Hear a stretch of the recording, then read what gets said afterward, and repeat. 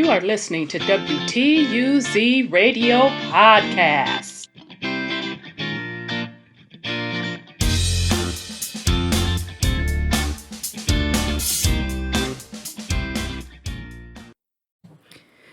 Welcome to WTUZ Radio Podcast. I am your host, Rhonda, and this will be real quick, family. I've been speaking on this probably for the past couple years in passing, and I also did a couple of drops on it. I did one specific show on it, but this is titled Generational Curses Will Make or Break You. Now, I think we're coming to a crossroad in the melanated, aka Black community. We're at the point where I feel a huge spiritual cleansing is going on. So now you're seeing a even bigger divide in the melanated community, where some folks are waking up from spells, the deeper side of that on the spiritual side, spells and cells too, trying to break generational curses. And some are fighting to hold on to those curses. So we don't have to go through the ills of the Black community. Anyone that is Black in America, and hell, let's just spread it all across the planet. You already know what the ills are. Poverty, crime. The list goes on and on. Now, specifically, because each particular nation across the world have their own set of stories on how Black folk got in the position that they are in, which is at the bottom. As a collective around the world, let's be clear. Let's be clear. Let's be honest. As a collective around the world, Black is at the bottom. Okay. What most are failing to realize, and in their defense, because they may not know the true history of the planet and how it was ruled by Black, they may not know that. They may be looking at it from a standpoint, at least in the Americas, as their starting point for Black as being slaves. Okay. So let's give them just a little bit of room or justification to continue a cycle that is not benefiting not only them, but benefiting their current children and their future generations. What about the 1%, as high as 10%, that truly do know the history of how Black was rulers of the entire planet? What's the excuse for that group that knows what the true history is, but still choose to justify, still choose to be complacent on what is going on today and putting in the necessary work to break generational curses? Now, as I've said time and time again, and time again, and will continue to say time and time again, and I'm using time in the terms of frequency, frequency, again and again and again, frequency, again and again and again, in order to generate to break generational curses, it has to start with you. You have to be master of self. You have to be improving self. And from improving self, you improve and make your household healthy. So that starts with yourself, your spouse, your children. And once you have a solid ground foot on that, then you can go outside of your household and start making a difference on your particular block. And if you just so happen to live in an area that already has a healthy community, etc., etc., etc., then go to the not so healthy communities and start pitching in, lending a hand as you can. Just by you being you, walking in being healthy, being sound, showing other Black and brown children what healthy looks like, what a healthy family looks like, what loving each other looks like. That's a huge example within itself. As being a person of integrity, as being a person that holds others accountable, including yourself, as being a person that is mature enough and loving enough to admit when they are wrong, as being a person that's not afraid to love. What about those things? Aren't those foundational things that you yourself as an individual should be striving for, should be living, doing it in practice? Aren't those the things that we should be building our families with? So let's take a journey back. This is for the younger generation. Some of you probably don't know this. Now, my generation, I'm Generation X. We know this, okay? And it actually goes back a little further than the 70s.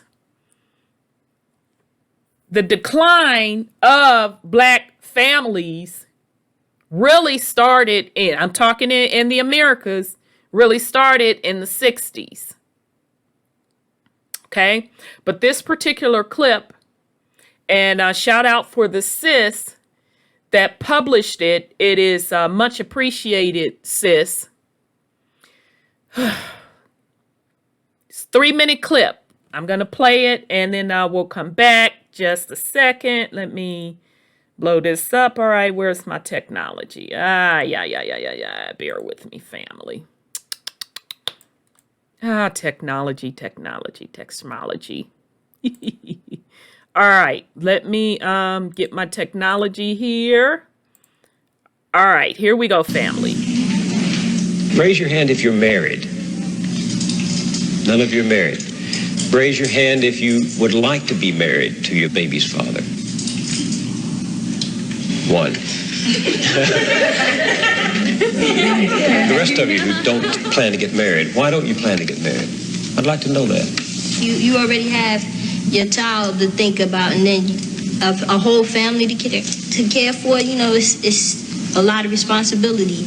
And then you don't want the commitments. I wouldn't want no man holding me down because I think I can make it as a single parent. But don't you think you might need help in raising that baby from a man? Not really. I didn't have a father. My father wasn't in the home, so, you know, it really male figures are not substantially important in the family.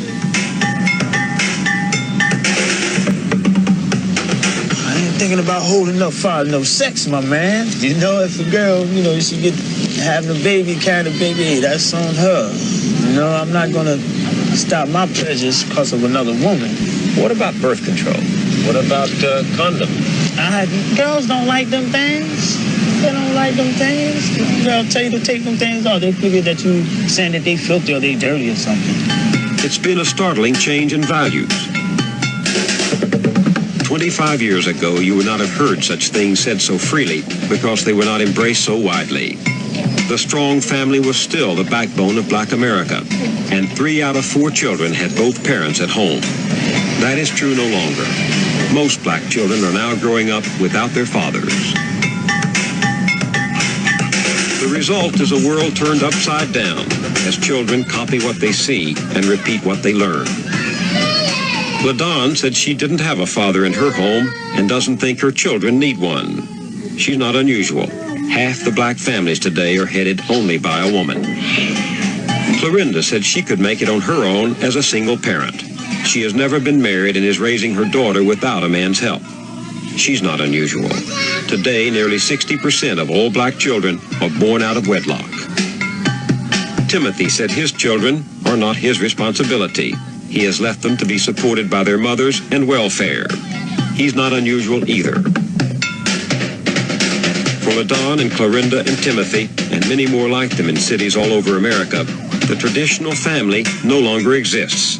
It has vanished, and something new is taking its place.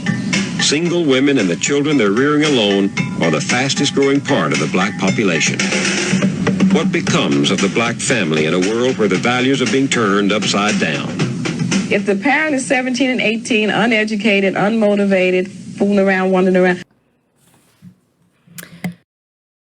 All right, family. So there you go. Pretty self-explanatory. It is what it is. How long are folks going to continue to sit up and keep lying to each other? Hold on. How long are folks going to sit up and keep lying to themselves? How long are folks going to sit up and make excuses about a system, about a this, about a that, instead of truly looking themselves in the mirror, assessing their situation, looking at it for what it is, and really giving themselves an honest answer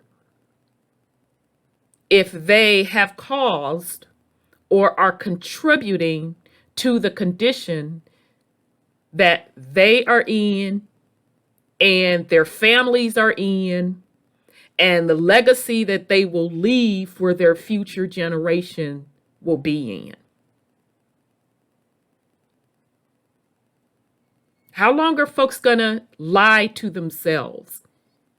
How long, folks, and I'm speaking of the Black community specifically, going to keep pointing the finger? You have a choice on who you select for a mate. You have a choice of who you select for your baby's mother, for your baby's father, for bringing children into this world. You have a choice in these matters. And it's not acceptable to bring children into poverty. Yeah, I'm going to say that again. It is not acceptable to bring children into poverty.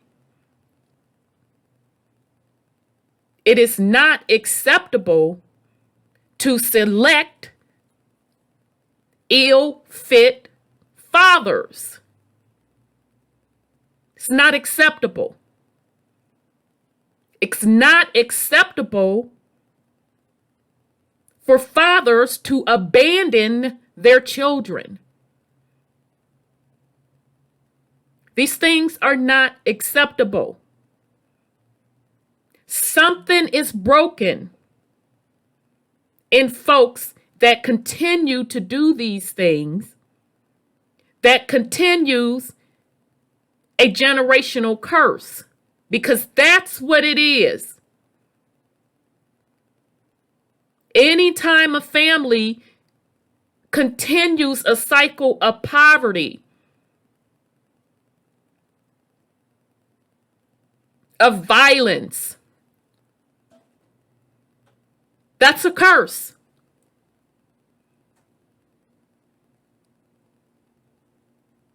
How long will the Black community point its finger outside of self? And just looking at it from a spiritual perspective, you're looping yourself in a cycle. Because no matter how we want to talk about how great melanated people were thousands of years ago, this, that, and the third, why did those kingdoms not sustain themselves? If everything was so great, everything was so beautiful, why didn't those kingdoms sustain themselves? No one wants to talk about the black on black crime, even back then in those kingdoms, which was the root cause of those kingdoms falling. No one wants to speak on that. And now, hence, those same kingdoms, which are literally the Black community's ancestors, thousands of years later, are at the bottom of the totem pole and still fighting amongst each other. But this time it's even worse, because there is no control of resources. There is very little access to resources. And I want to put that very little, just with a little caveat, because the only way to get you out of that cycle is through, of course, cleaning up self and building strong, healthy families. And that's the thing. Healthy families is the very thing that rarely exists in said Black communities. So it's just something that I wanted to share. Shout out to all the ones that are doing the work. You're putting yourself first. And when I talk about putting yourself first, I'm talking about making yourself whole spiritually and mentally. Because when you work on self and you strive to continue to make yourself whole, by default, that makes you strong. That makes you spiritually strong. And then you are able to build and sustain healthy families. That's where it starts. If Black melanated people can't get that right, you'll never rise out of the conditions that you're in.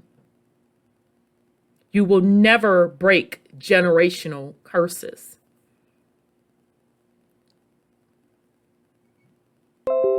So to the next generation, to the millennials, to the Z's,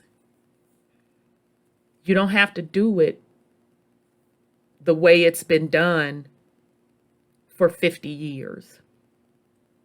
Hell, you don't even have to do it the way Big Mama and them did it, because they made their share of mistakes also.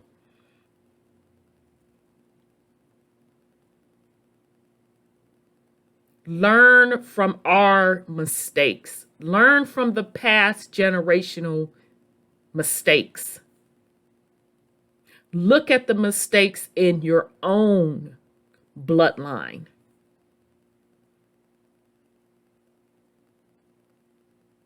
Break the curses.